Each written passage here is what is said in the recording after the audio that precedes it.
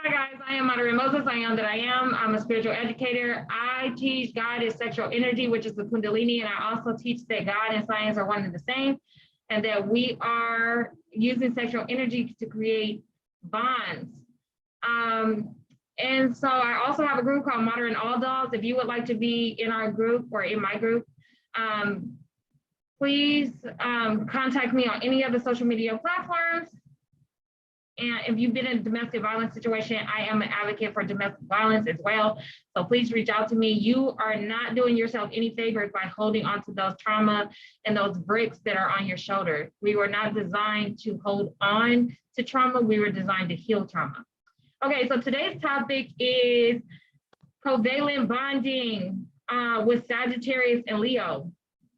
So I was able, and keep in mind that I'm still on the learning curve of this, so like this may change as far as me finding Sagittarius and Leo within the lengthenites. As I dig more, I might connect them to other elements on the periodic table. But right now I have traced Sagittarius and Leo back to the lengthenites, which is this picture behind me, which is phasiodynam. And it is a very, it comes off of the F block, which is the 5th block of the periodic table, which is from 51 to 71. And it is a very, they're called rare earth metals. And so they're highly melting. They have a high melting point and boiling point. And they're very reactive with water. So, but they're very rare. So anyways, which wasn't surprising to me because Sagittarius pretty much can go with anybody, but doesn't really go with anybody. Do you guys get what I'm saying? They don't really bond with anybody. So basically, to take you guys back to what we are doing is, as people, we are creating compounds. The same way that the periodic table explains covalent bonding between two atoms, the same way they create compounds for medications, we as people are atoms that are creating compounds within a sexual experience. So anybody know, like, for example, hydrogen and oxygen. I go back to this example a lot because it's the easier one to understand. Hydrogen and oxygen together, they create the compound of water. Sea moss and bladderwrack create a compound that creates the minerals that equal to what we need in our body. And any other medication that is out there, it's a compound.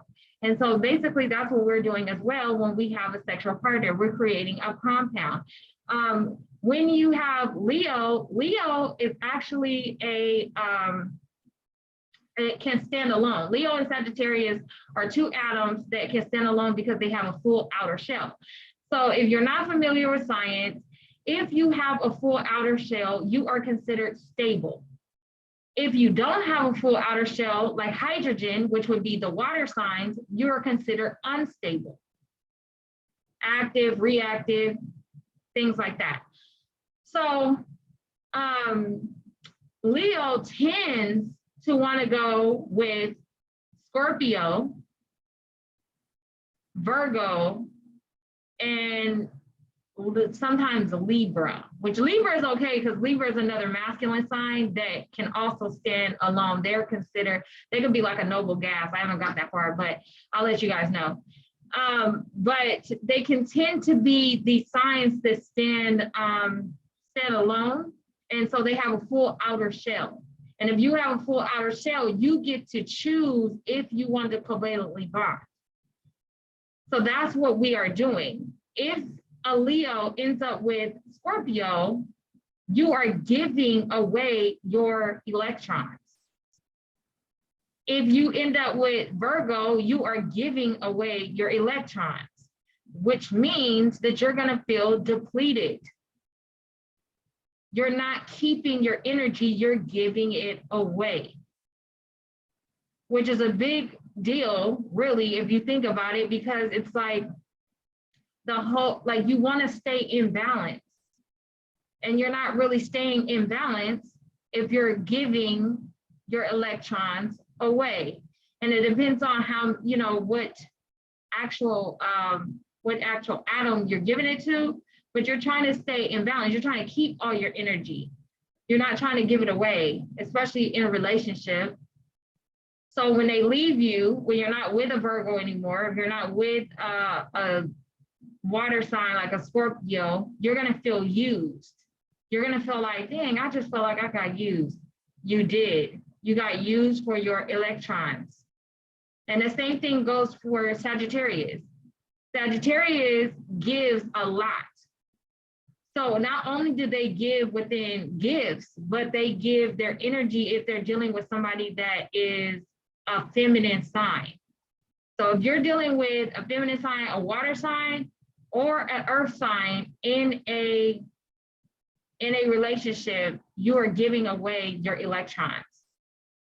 Now, let's just say that Sagittarius and Leo get together. Sagittarius and Leo would not give away their electrons. They would keep their balance and they would keep their energy. Do you guys get what I'm saying? So in covalent bonding, you have to be sharing bonds.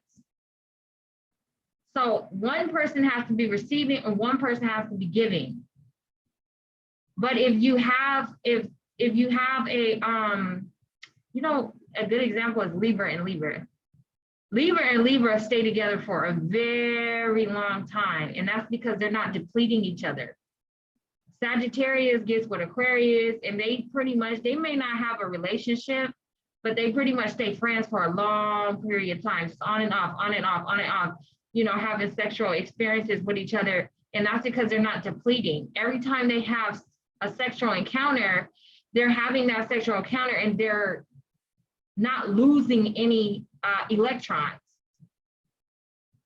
They're keeping their electrons the same because they're having sex with another fully bonded person that has a full outer shell.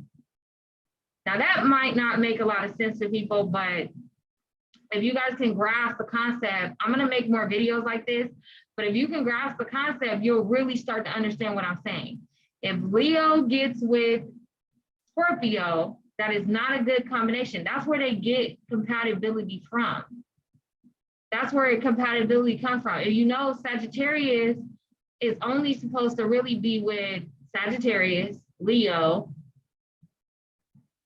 They say Gemini is okay. They say Aquarius.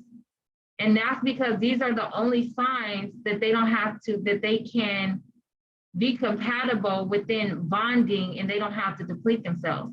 If you go with a water sign or a earth sign, you're gonna have to give away. So when you walk away from that relationship, you are gonna feel beat. You're gonna feel like you got used, okay? All right, so until next time, love thy neighbor as you love thyself.